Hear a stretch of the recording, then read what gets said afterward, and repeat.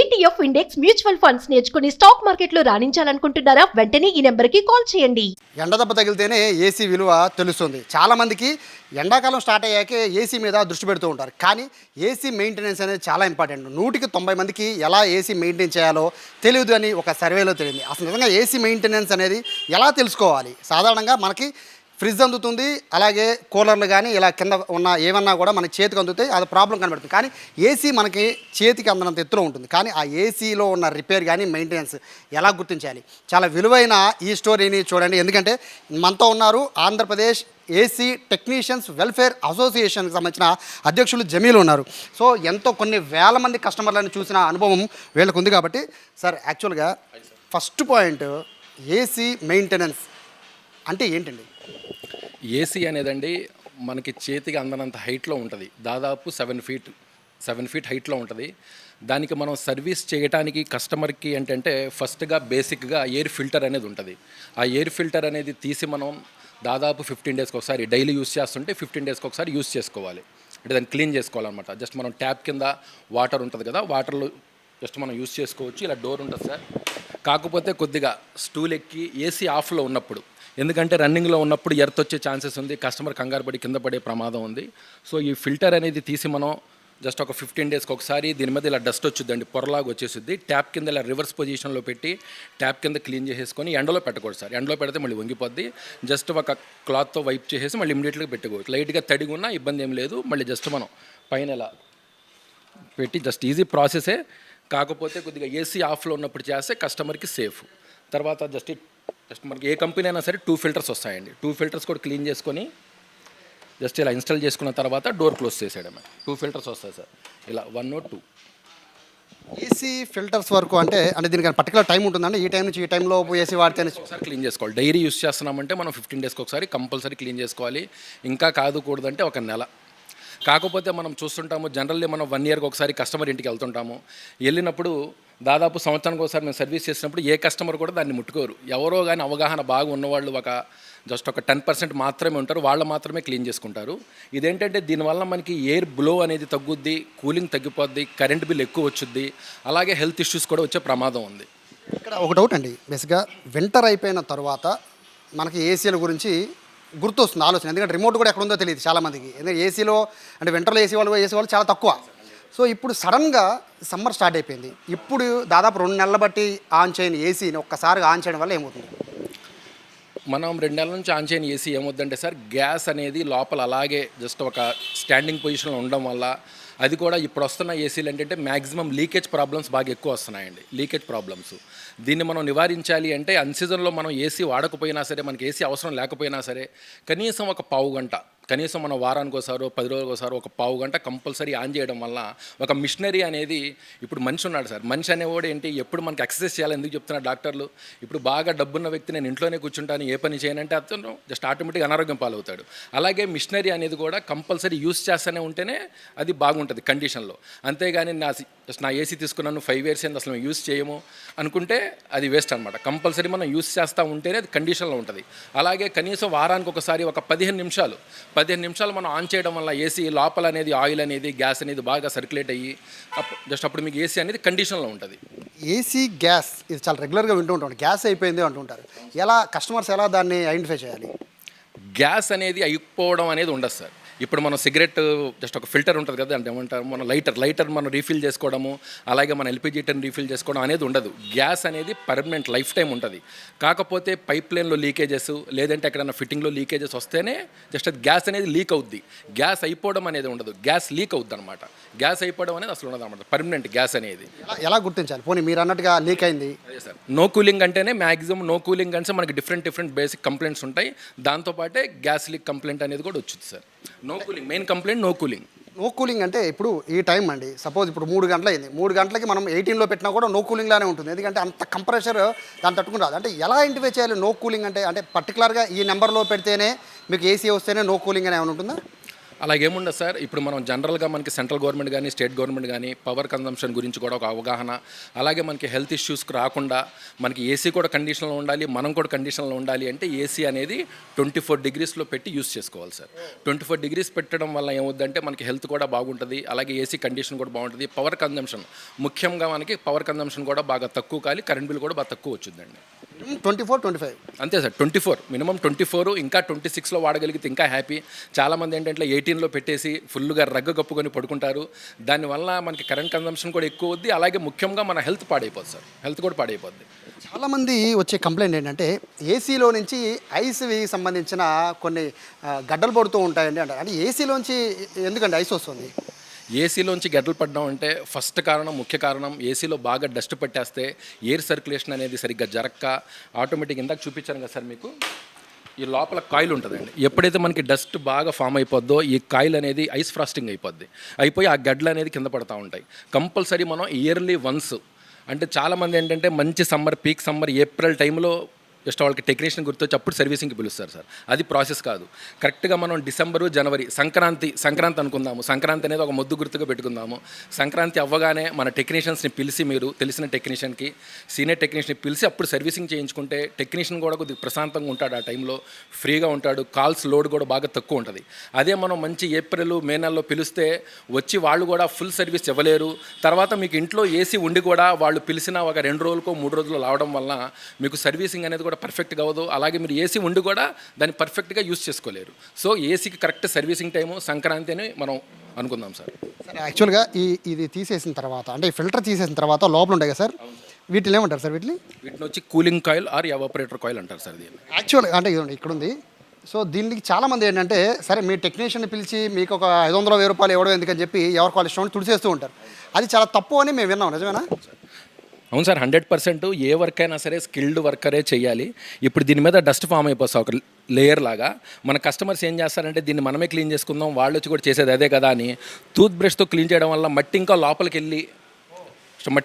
వెళ్ళి కూరుకొని ఇంకా కూలింగ్ తగ్గిపోయే ఛాన్స్ ఉంటుంది. కానీ దానివల్ల మనకి ఎటువంటి జస్ట్ ఉపయోగం ఉండదు సార్. కంపల్సరీ ఒక స్కిల్డ్ వర్కర్ అనే అతను వచ్చి సర్వీసింగ్స్ అనేది సార్, ఇంతకుముందు జస్ట్ మేము కూడా ఒక బ్రష్ జస్ట్ వాటర్తో వాష్ చేసేవాళ్ళం. కాకపోతే ఇప్పుడు యూసేజ్ కూడా బాగా ఎక్కువ అవడం వల్ల కంపల్సరీ ప్రెషర్ క్లీనింగ్ చేయాల్సి వస్తుంది. ప్రెషర్ క్లీనింగ్ మనం ఇయర్లీ వన్స్ చేయడం వల్ల మనకి ఏసీ రిపేర్స్ రావడం కూడా తగ్గుద్ది, అలాగే కరెంట్ కన్జంప్షన్ కూడా బాగా తగ్గుద్ది సార్. ఏసీ నుంచి సౌండ్ వస్తుంది అనేది నైట్ పూట వస్తుంది సార్ కంప్లైంట్ చాలామందికి. ఆ సౌండ్కి చాలామంది భయపడిపోతున్నారు. ఎందుకంటే రాత్రిపూట పొరపాటు మన నిద్రలో జారుకుంటే ఏసీ పిలిపోయేది అని ఒక ఫీర్లో ఉంటాం. అది ఎందుకు వస్తుంది సార్ అట్లా? అంటే మీకు ఇటు నుంచి ఏమవుతుంటుంది సార్, ఎయిర్ సక్ చేస్తూ ఉంటుంది. ఇటు నుంచి సక్ చేసి దీంట్లోంచి సక్ చేసుకొని ఇందులో త్రో చేస్తుంది. ఎప్పుడైతే సకింగ్ చేసేటప్పుడు డస్ట్ బాగా అడ్డొచ్చేస్తుందో దానికి మనకు ఒక తుఫాన్ సౌండ్ లాగా జస్ట్ మనకి ఎయిర్ తగ్గుతున్నట్టు వస్తూ ఉంటుంది అనమాట. ఆ సౌండ్ వచ్చేది సార్. దానివల్ల ప్రమాదం ఏమి ఉండదు, కానీ మనకు కూలింగ్ కన్జంప్షన్ అనేది జస్ట్ బాగా తక్కువ ఉంటుంది అనమాట. కూలింగ్ పర్ఫార్మెన్స్ బాగా తక్కువ ఉంటుంది. ఎండాకాలంలో ఏసీలు పేలిపోతాయని అపోహ చాలా మందిలో ఉందండి. ఇది నిజమా? ఒకవేళ ఏసీలు పేలిపోవడానికి కారణం ఏంటి? ఏసీలు పేలిపోవడం అనేది అపోహ కాదు సార్, అది 100% అది. ఎందుకంటే ఇప్పుడు మనం చూస్తున్నాం ప్రతి ఇంట్లో ఏసీ అనేది ఒక అత్యవసర వస్తువు అయిపోయింది. ఇంట్లో మనకి ఇంతకుముందు టీవీ, ఫ్రిడ్జ్ ఎలాగా అత్యవసరం లాగా ఉండేదో ఇప్పుడు ఏసీ అనేది దాదాపు నెలకి 15,000 రూపాయలు జీతగాడు కూడా కంపల్సరీ ఏసీని అఫోర్డ్ చేస్తుంటే దానివల్ల ఏమైందంటే మనకి ఉన్న టెక్నీషియన్స్ స్ట్రెంత్ చాలామంది మీరు చూస్తున్నారు. మనకి సమ్మర్లో వచ్చేసరికి ఆటో డ్రైవర్ కూడా ఏసీ టెక్నీషియన్ అయిపోతున్నాడు. ఎలక్ట్రీషియన్ తన వర్క్ కాకపోయినా జస్ట్ అతను ఏసీ టెక్నీషియన్ అయిపోతున్నాడు. అలాగే ఈ మధ్య ఎంఎన్సీ కంపెనీలు కొన్ని వచ్చినాయి. మేము సర్వీస్ చేస్తామని మనం ఆన్లైన్ జస్ట్ అలా ఫోన్ ఓపెన్ చేయగానే చాలా యాప్స్ వచ్చేస్తున్నాయి. 500కి సర్వీసు, 600కి సర్వీస్ అని. నేను ఒక మాట విన్నాను, అది బహుశా నిజం కూడా అనుకుంటున్నాను. బాత్రూమ్ క్లీనింగ్స్ చేసే వ్యక్తులు కూడా సమ్మర్ వచ్చేసరికి వాళ్ళకి ఒక 15 డేస్ ట్రైనింగ్ ఇచ్చేసి ఏసీలు సర్వీసింగ్ చేసేస్తున్నారు. అంటే ఇంతకుముందు మేము ఏసీ వర్క్ నేర్చుకోవాలంటే దాదాపు 5 years 6 years ఒక వర్క్లో జస్ట్ మన మేస్త్రి గారి దగ్గర, ఒక ఓనర్ దగ్గర వెళ్ళి మనం 6 years కష్టపడేవాళ్ళం సార్. 6 years కష్టపడ్డాక వచ్చే వర్క్ని ఇప్పుడు దాదాపు ఒక 2 months 15 daysలో కూడా టెక్నీషియన్స్ అయిపోయి వాళ్ళు బయటకు వచ్చేస్తున్నారు. వాళ్ళు మీకు కనిపించేదల్లా కేవలం సమ్మర్లో వచ్చేసి వాళ్ళు డైలీ ఈజీగా ఒక 3,000-4,000 సంపాదించేసుకుంటున్నారు. ఒక 3 months కనిపిస్తారు, తర్వాత ఇంక వాళ్ళు ఫోన్ కూడా లిఫ్ట్ చేయరండి. మీకు ఏసీ అనేది చాలా అత్యవసరం. కంపల్సరీ మీకు ఇప్పుడు ప్రతి ఇంటికి ఒక తెలిసిన ఎలక్ట్రీషియన్ ఎలాగుంటాడో, అలాగే తెలిసిన డాక్టర్ గారు ఎలాగుంటారో కంపల్సరీ ఏసీ టెక్నీషియన్ కూడా ప్రతి కస్టమరు ఒక అతన్ని పర్టికులర్గా జస్ట్ ఒక నమ్మకస్తుడిని ఉంచుకోవాలి. ఎందుకంటే ఏసీ అనేది ఎప్పుడు పడితే అప్పుడు రిపేర్ వచ్చుద్ది. అలాగే చాలా బాగా హై రేట్స్ దాని ప్రైజెస్ కూడా బాగా ఎక్కువ ఉంటాయి కాబట్టి తెలిసిన టెక్నీషియన్ అయితే మీకు ప్రతిసారి ప్రతి టైంలో అందుబాటులో ఉంటాడు, మీకు పర్ఫెక్ట్ సర్వీస్ ఇవ్వగలడు సార్. అది ఫైనల్గా చెప్పండి, ఇప్పుడు ఏసీలు వాడే వాళ్ళంతా కూడా ఇప్పుడు కొనే ఏసీలు వాడేవి కాదు, వింటర్లో ఏసీని ఇప్పుడు ఆన్ చేసే వాళ్ళందరికీ ఏం చెప్తారు? ఏసీని మెయింటైన్ చేయడం విషయం పైన ఇప్పుడు ఉండే అంటే అవగాహన లేని వాళ్ళకి ఏం చెప్తారు? అదే సార్, ఏసీ అనేది మనం తీసుకున్నాము, బాగుంది, సమ్మర్లో బాగా యూస్ చేసాము, తర్వాత ఇంకా దాని జోలికి వెళ్ళాం. ఇప్పుడు మనకి ఫ్యాన్సీగా కవర్స్ కూడా దొరుకుతున్నాయి, ఫ్లిప్కార్ట్ అమెజాన్లో కవర్స్ కప్పేసి ఉంచేస్తున్నారు. సో మంచి పద్ధతే. కాకపోతే మీరు సంక్రాంతి పండుగ, ఇందాక చెప్పాను కదా, సంక్రాంతి పండుగ మనం టార్గెట్ పెట్టుకుందాము. సంక్రాంతి పండుగ అవగానే మన తెలిసిన టెక్నీషియన్ని పిలిచి కంపల్సరీ ఒకసారి దానికి వాష్ అవ్వాల్సిందే, వాటర్ వాష్ అవ్వాల్సిందే. అది కూడా టెక్నికల్గా నాలెడ్జ్ ఉన్నతను, అంతేగాని వాటర్ ఏముంది అతను వస్తున్నాడు వాటర్ వాష్ చేసేస్తున్నాడు అనుకుంటాం. కాకపోతే మీరు గమనించేది అక్కడైతే అదిగోండి సార్, ఇందాక నేను చూపించాను కదా, ఈ కాయిల్ పక్కనే రైట్ సైడ్లో ఎలక్ట్రికల్ పార్ట్ ఉంటుంది సార్, పీసీబీ అంటారు దీన్ని. అలాగే దాని కింద ఇండోర్ మోటార్ ఉంటుంది. ఏ మాత్రం వాటర్ అది కొద్దిగా వెళ్ళినా మీకు షార్ట్ అయ్యే అవకాశం ఉంది, షార్ట్ అయిపోద్ది అనమాట. పార్ట్స్ కూడా బాగా కాస్ట్లీ పార్ట్స్ సార్. ఈ పీసీబీ బోర్డు కానీ లోపల ఉన్న ఇండోర్ మోటార్ కానీ కంపల్సరీ ఒక స్కిల్డ్ వర్కర్ మాత్రమే చేయాలి ఇది. అంతేగాని ఏముంది వాళ్ళు కూడా వచ్చిన జస్ట్ వాష్ చేసేస్తున్నారుగా మనం చేసుకుందామంటే మాత్రం మీరు పప్పులో కాలేసినట్టే. సో ఇక రెగ్యులర్గా అంటే అందరికీ తెలిసిన ఇబ్బంది కానీ చాలామంది గమనించింది ఇంకోటి చెప్తాను సార్, ఏసీల వరకు చూస్తారు కానీ ఏసీ రిమోట్ల పైన కూడా కంప్లైంట్ ఉంటుంది. ఎందుకంటే రిమోట్ బ్యాటరీ చాలా మార్చకపోతే మనం 28లో పెట్టిన 26, 24 ఇట్లా నెంబర్ చూపించే తేడా కూడా చూపించే అవకాశం ఉంటుంది. రిమోట్స్ పైన ఏం చెప్తారు? రిమోట్స్కి పెద్ద మెయింటెనెన్స్ ఏమి ఉండదండి. ఇప్పుడు మనం ఆటోమేటిక్గా 6 monthస్కి ఒకసారి బ్యాటరీస్ రీప్లేస్ చేసుకుంటే బెటర్. ఎందుకంటే కంపెనీతో పాటు వచ్చే రిమోట్ అనేది చాలా కాస్ట్లీ ఐటమ్ సార్. అది దాదాపు 2000 నుంచి 2500 ఉంటుంది. అది దాంట్లో అనవసరంగా బ్యాటరీ లీక్ అయిపోతే రిమోట్ పాడైపోద్ది. కాకపోతే మార్కెట్లో కూడా మనకి 200, 250 రిమోట్స్ దొరుకుతాయి, 300, 400 ఆ రేంజ్లో. కాకపోతే అయ్యేనా యూస్ చేయొచ్చు. జస్ట్ మనకి రిమోట్ వలన పెద్ద ప్రాబ్లమ్స్ అయితే ఏం రావు సార్. రిమోట్ వల్ల ఇబ్బంది ఏం లేదు, ఒకవేళ లేదు, ఇబ్బంది ఏమి ఉండదు. రిమోట్ చేంజింగ్ వల్ల ఇక్కడ లోపల లేదు అసలు 100% రిమోట్కిను ఏసీ కూలింగ్ పర్ఫార్మెన్స్కి ఏమాత్రం సంబంధం ఉండదు. సో ఏదైనా కూడా 10-15 రోజులకు ఒకసారి మాత్రం మీరు ఫిల్టర్ మాత్రం క్లీన్స్ చేయాలి ఇయర్లీ వన్స్. లేదంటే ఇప్పుడున్న వాతావరణానికి దాదాపు సంవత్సరానికి 2 సార్లు చేసుకున్న, అంటే మన యూసేజ్ని బట్టి సార్. డైలీ మనం దాదాపు సంవత్సరానికి 10 సార్లు, జస్ట్ మనం 10 నెలలు యూస్ చేస్తాం అనుకోండి, కంపల్సరీ అప్పుడు సంవత్సరానికి 2 సార్లు చేసుకోవాలి. లేదు కేవలం మనం 3 నెలలు మాత్రమే ఉపయోగించుకుంటామంటే సంవత్సరానికి ఒకసారి. ఇదైతే మొండు గుర్తు. కాకపోతే మీ ఏసీ 100% కండిషన్లో ఉండాలి అంటే మాత్రం సర్వీస్ అనేది రెగ్యులర్గా జరగాలి సార్. మీకు సర్వీస్ జరగకపోతే మీకు పవర్, కరెంట్ బిల్లు పెరుగుద్ది, ప్లస్ దాని పర్ఫార్మెన్స్ కూడా అనుకున్న స్థాయిలో రాదు. 100% సార్. సో అంటే మీరు ప్రమాదాల గురించి చెప్తున్నారు సార్, బట్ అంటే సమ్మర్లోనే ఎక్కువ ప్రమాదాలు జరుగుతాయా? రీజన్ అంటే ప్రమాదాల కారణం ఏంటి? ఈ మధ్య మనం గమనిస్తున్నాం సార్, రీసెంట్గా కాకినాడ కానీ హైదరాబాద్ కానీ మనకి టీవీలో కూడా వచ్చింది, ఏసీలు మరియు ఫ్రిడ్జ్లు పేలిపోతున్నాయి అని. ఇప్పుడు వచ్చే ఏసీస్లో ఏంటంటే సార్ చాలా ప్రమాదకరమైన గ్యాస్ అనమాట, ఫైరబుల్ గ్యాస్. ఇది ఈక్వల్ టు ఎల్పిజి ఎలాగైతే మనకి బర్న్ అవుద్దో సేమ్ మన ఏసీలో వచ్చే గ్యాసెస్ కూడా బర్న్ అవుతాయి. ఇదేంటంటే చాలామంది అవగాహన లేని టెక్నీషియన్స్ దాదాపు ఒక నెల 2 నెలలు నేర్చేసుకొని ఇంతే కదా, జస్ట్ ఒక ఏసీ సర్వీస్ చేయడమే కదా, ఏసీ ఇన్స్టాలేషన్ చేసేయడమే కదా అన్నట్టు చాలామంది టెక్నీషియన్స్ మార్కెట్లో చాలామంది ఉన్నారు సార్ నిజంగా చెప్పాలంటే. అయితే వాళ్ళు ఏం చేస్తారంటే దీంట్లో వచ్చే గ్యాసెస్ గురించి అవగాహన లేక, for suppose AC gas leak అయింది, గ్యాస్ లీక్ అయితే దానికి లీక్ టెస్టింగ్ నుంచి మళ్ళీ రీగ్యాస్ ఛార్జింగ్ దాకా చాలా ప్రాసెస్ ఉంటుందండి, టెక్నికల్ వర్క్ అదంతా. అది కంపల్సరీ పాటించి వాళ్ళు దాంట్లో నైట్రోజన్తో లీక్ టెస్టింగ్ చేసుకొని కంపల్సరీ వ్యాక్యూమ్ చేయాలి. చాలామంది టెక్నీషియన్స్ మనం గమనిస్తున్నాం, ఎవరైతే స్కిల్డ్ వర్కర్స్ ఉన్నారో వాళ్ళు మీకు పర్ఫెక్ట్ వర్క్ ఇస్తారో అందులో డౌటే లేదు. ఎవరైతే నాన్ స్కిల్డ్గా ఉన్నారో మార్కెట్లో మీకు జస్ట్ సీజన్ గయారాం ఎవరైతే ఉన్నారో వాళ్ళు ఏం చేస్తారంటే వాళ్ళ దగ్గర సరైన టూల్స్ ఉండవు, వ్యాక్యూమ్ చేయరు, వ్యాక్యూమ్ చేయకుండా గ్యాస్ ఛార్జింగ్ చేసేస్తారు. దానివల్ల సార్ ఏసీ పేలిపోయే ప్రమాదం 100% ఉంటుంది. ఏసీ పేలిపోతాయి. కస్టమర్స్ కూడా మనం చాలామంది చూసాం సార్, చాలామంది చనిపోయారు. అలాగే మన మెయిన్ కస్టమర్స్ ఏంటంటే సార్ అక్కడ రూపాయి గురించి, అదే మీకు తెలిసిన అతను స్కిల్డ్ వర్కర్ వస్తే పర్ఫెక్ట్ చార్జ్ చేస్తాడు, అందులో ఎటువంటి డౌట్ లేదు. ఒక అతను అడగడం, అతను వచ్చి ఒక 4000 అన్నాడు, తర్వాత ఇంకోతను వచ్చి అది 2000 అనేసాడని అతను 2000 అతనికి ఇచ్చేయడం.